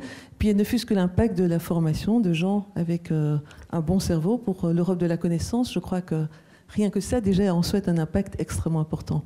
Je voudrais simplement terminer par un dernier tour de table au pluriel, en vous demandant à chacune et à chacun quelle serait la mesure au plan européen qui vous semblerait tout à fait nécessaire et efficace pour approfondir et faire évoluer cette Europe de la connaissance ou des connaissances. Qu'est-ce qu'il faudrait faire au plan européen, pas nécessairement au plan des États, éventuellement aussi au plan des États, mais de toute façon c'est décliné au plan des États. Mais qu'est-ce qu'il faudra avoir comme mesure, comme initiative au plan européen, puisqu'il y a la présidence française du Conseil de l'Union européenne. C'est le moment de faire des propositions. Donc peut-être pour clore cette partie, avant de passer aux questions, qu'est-ce que vous proposeriez? Je vais commencer peut-être par Nicolas et puis... Alors encore une fois, si je reprends le principe de l'Europe et disons le but de l'Europe, ce que j'aimerais, c'est jouer pour gagner et non pas jouer pour ne pas perdre. Ce que j'aimerais, c'est des initiatives, des projets, je dirais des visions européennes, je dis bien européennes, c'est-à-dire qui ne peuvent être atteintes que par la collaboration, c'est-à-dire des objectifs impossibles pour des pays indépendants. Mais encore une fois, avec une vision de gagner une course. Ça peut être dans le domaine du développement durable, ça peut être dans le domaine de la mobilité verte, ça peut être, on a parlé de l'Airbus des batteries par exemple, c'est un très bon exemple, mais ça a été réactif. Un jour, on s'est réveillé en se disant, oups, sur les 10 meilleurs, les 10 plus grands fournisseurs de batteries au monde, sauf erreur, il y en a 7 qui sont chinois, 2 coréens et 1 japonais. C'est pas tout à fait équilibré. On s'est dit, il faut qu'on se réveille, on crée l'Airbus de la batterie, on va rattraper. Ce que j'aimerais, c'est voir ça, mais de manière proactive, c'est-à-dire décider maintenant ce qu'on gagnera, la position qu'on établira avant les autres. Je suis désolé, je sais qu'on n'aime pas ça, mais on est dans une course. Et géopolitiquement, on doit s'établir sur cette scène. Et donc, moi, ce que j'aimerais, c'est, encore une fois, c'est des projets visionnaires. À mon avis, c'est le moment d'arrêter, là. Donc, des projets visionnaires qui fédèrent l'Europe et qui tirent toute cette connaissance, cette génération de connaissances, cette recherche, qu'elle soit fondamentale, appliquée, l'innovation, etc., qu'on ait ce mouvement qui soit fédérateur et enthousiasmant et bien vendu à la population. C'est-à-dire que on ne doit pas être une élite qui fait sa recherche dans son coin et qui dit merci quand on reçoit nos millions de subsides. Je pense qu'on doit aller plus loin au niveau du buy-in de la population. Évidemment, je m'y associe. Peut-être parce que je dirais des outils, il y en a déjà beaucoup. Donc là, je vais me positionner plutôt Commission européenne et effectivement au dernier appel cadre, Horizon Europe. Et je pense que l'idée, c'est vraiment, si je prends 2 outils comme exemple, on a parlé des universités européennes. Quand on voit effectivement le financement par rapport à l'objectif et à l'ambition que peut porter ces outils européens, on n'est pas à l'échelle, du tout, du tout. Donc déjà, c'est aller au bout de ce qu'on propose. Et quand on a un outil comme les universités européennes, eh bien, les financer à hauteur. Je pense qu'au niveau de la Commission européenne, mais les États membres derrière doivent aussi. Et je pense que c'est un outil très ambitieux qui est complètement sous-dimensionné aujourd'hui par rapport à ce qu'on peut faire au niveau force de frappe. Donc ça, c'est un exemple, c'est-à-dire que finançons les outils à la hauteur où on veut aboutir pour que ce soit un succès. Le deuxième exemple, c'est effectivement tout ce qui est recherche fondamentale, ça a été dit, mais si je prends le RC, avancées, par exemple comme Octamp ou Marie Curie, effectivement, si on regarde dans l'enveloppe Horizon Europe qui a quand même baissé par rapport au financement demandé, hein, c'est 25% du bottom-up de recherche fondamentale, c'était en gros 33% dans Horizon 2020. Donc on a baissé le taux de financement de ce qui représente, on va dire, cette recherche fondamentale. Et je suis complètement d'accord que même s'il y a un mélange, il faut les différencier. Et par contre, il y a une articulation dans les boards de l'ERC et de l'EIC qui travaillent ensemble, qui est très positif. Donc je dirais qu'ils ne s'opposent pas. Donc ça, c'est bien.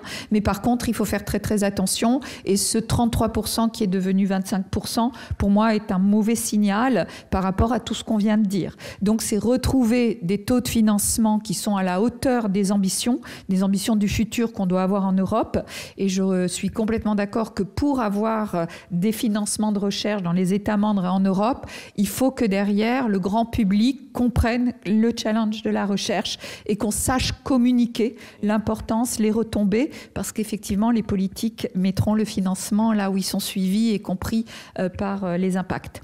Donc je pense que c'est vraiment financer à l'échelle où on veut financer et on est plutôt sur une échelle descendante dans le monde de la recherche. Maradakos. Moi, je dirais que la science est monolingue, c'est-à-dire que les médecins publient en anglais, les historiens en français quand ils publient en France. Et ça n'est pas à la hauteur de l'Union européenne dont la langue est la traduction, disait Umberto Eco. Et donc je pense qu'on a un vrai sujet à investir sur la traduction automatique et pas automatique. Dans les deux sens, hein, peu importe de dire, je suis pas en train de dire qu'il faudrait qu'on publie dans d'autres langues que celles dans lesquelles on publie dans nos disciplines. C'est pas du tout ça que je dis. Ce que je dis, c'est qu'il y a une plateforme de revue finlandaise qui a étudié son lectorat et que son lectorat est extrêmement dépendant de la langue dans laquelle les revues qu'elle héberge sont publiées. Et que si on prend au sérieux la science ouverte, c'est-à-dire qu'on se dit que c'est un instrument de démocratisation et pas que d'échanges entre pairs qui effectivement peuvent faire des efforts linguistiques et il n'y a pas de difficulté. Il faut il faut pouvoir publier dans les langues vernaculaires, c'est-à-dire dans les langues locales. Évidemment, encore une fois, je ne suis pas en train de dire que la recherche en médecine doit soudain se publier en finlandais ou en polonais. Mais qu'il faut qu'il y ait des passerelles pour qu'un certain nombre de publications puissent être accessibles par le citoyen. Et quand j'entends le citoyen, c'est au sens très large. Et on a des statistiques qui démontrent que jusqu'à 25% des usagers des plateformes d'édition scientifique sont des non-académiques. Et ne sont des non-académiques qu'à condition que l'option de langue soit levée. Donc moi, j'investirais dans la traduction pour qu'on démocratise l'accès à la science au plus près des citoyens, des décideurs, des médecins, etc. Enfin, pas seulement de l'hypothétique comme de la rue qui n'existe pas, mais des gens vraiment sur le terrain qui ont besoin d'avoir accès à la science et qui parfois n'y arrivent pas parce qu'il y a des obstacles d'accès, mais aussi de langue pour les bloquer. Merci Véronique. Moi, mais je vais aller dans le sens de l'autre collègue féminine du panel. Vous ne serez pas étonnés. Donc, non, plutôt que de parler de mesures techniques, pour moi, vraiment, c'est une question d'enveloppe d'investissement. Et je reprends, on était d'accord sur les chiffres. C'est vraiment ça qu'il faut faire, parce que si on regarde... alors, évidemment, on peut regarder, il faut laisser la chance au programme européen qui vient de démarrer, de voir notamment les missions qui sont ces nouveaux instruments. Qu'est-ce que ça va donner? Mais il faut investir plus, ça me paraît clair. La complexité des challenges nécessite des expertises, des compétences, vraiment de repousser les frontières de connaissances. Et quand on parlait des autres, enfin, qu'on est en compétition et qu'il faut se faire des objectifs, c'est vrai, mais par exemple... il y a Mariana Mazzucato qui a designé ces missions du nouveau programme européen, a montré dans un livre sur Entrepreneur State, que, par exemple, le cas de l'iPhone a été massivement financé par des fonds publics, par la DARPA, par le CERN, et que, en fait, Apple a pris ça un peu vers la fin et on a fait un succès commercial. Mais toutes les technologies qui rendent l'iPhone brillant, smart, intelligent, agréable, tout cela a été financé par des fonds publics, massivement, à partir des années 70. Et donc ça montre qu'il y a un vrai enjeu de faire un investissement public important dans la recherche fondamentale, mais pas que, aussi dans la recherche stratégique. Merci beaucoup. Regardez, il est 20h. C'est magnifique. C'est le monde académique. Il est ponctuel. Merci beaucoup. Merci à Véronique Allouin. Merci à Marin Dacos. Merci à Sylvie Retailleau. Merci à Nicolas Kudremorou. Et merci à vous toutes et tous d'avoir participé à ce débat. Et je ne doute pas que nous allons continuer à réfléchir à tout cela, parce qu'on voit bien qu'au-delà de la science, au-delà de l'Europe de la connaissance, il y a des enjeux de vivre ensemble. Et je pense que la culture scientifique, c'est aussi quelque part la culture du doute et de la gestion du doute. Et c'est peut-être quelque chose qui nous manque beaucoup par les temps qui courent. Voilà, bonne soirée et à bien vite.